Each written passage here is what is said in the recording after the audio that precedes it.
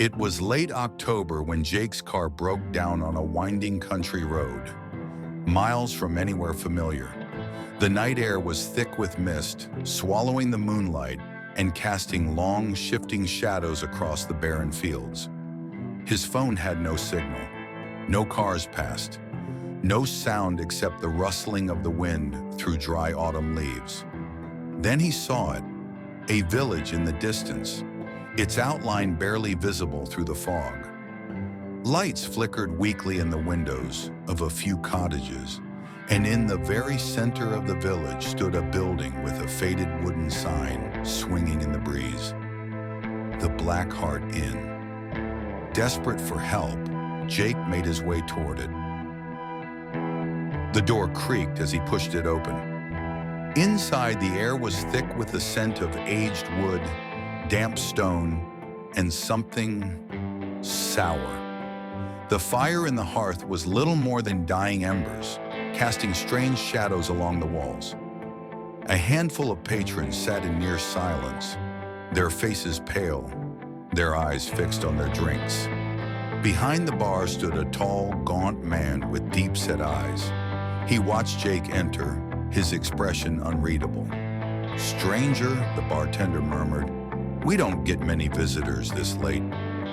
Jake explained his situation, his car, the lack of signal, his need for a mechanic.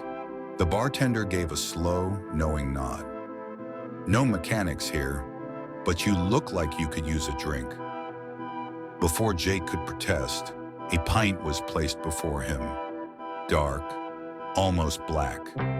But as the firelight flickered, there was a crimson gleam within the liquid. "On the house," the bartender said, "a village tradition for travelers. Idiots." Jake hesitated, then lifted the glass.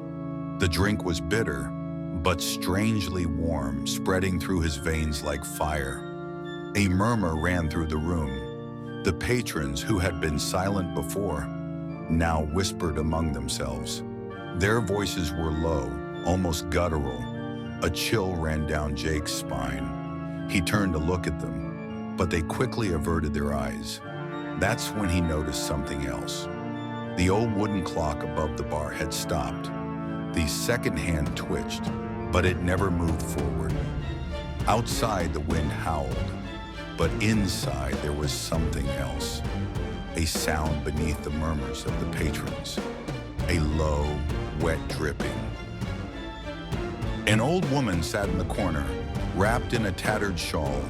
Her fingers trembled as she lifted her mug to her lips, but she never drank. Her eyes, sunken and hollow, stared right at Jake. Then in a voice barely above a whisper, she said, "Don't drink the whole pint." Jake's breath caught in his throat. He leaned in. "What?" he asked. The woman's lips quivered. "1 sip, you'll hear them. 2, you'll see them. 3, she shook her head. 3, and you'll never leave." Before Jake could respond, a hand clamped down on his shoulder. The bartender stood over him, smiling. "Everything all right, traveler?"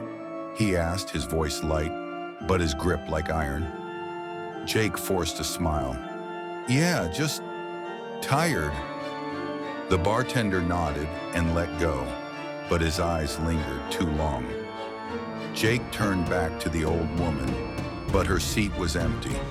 The mug she had been holding had tipped over, spilling nothing. The mug had been empty all along. Jake glanced back at his drink. The firelight flickered again, and for just a second the surface of the liquid shifted, like something beneath it was watching him. Maybe it was the nerves. Maybe it was the exhaustion. He took a second sip. Instantly the room changed. The murmuring grew louder. The air thickened. The shadows stretched. Jake blinked. The patrons were still there.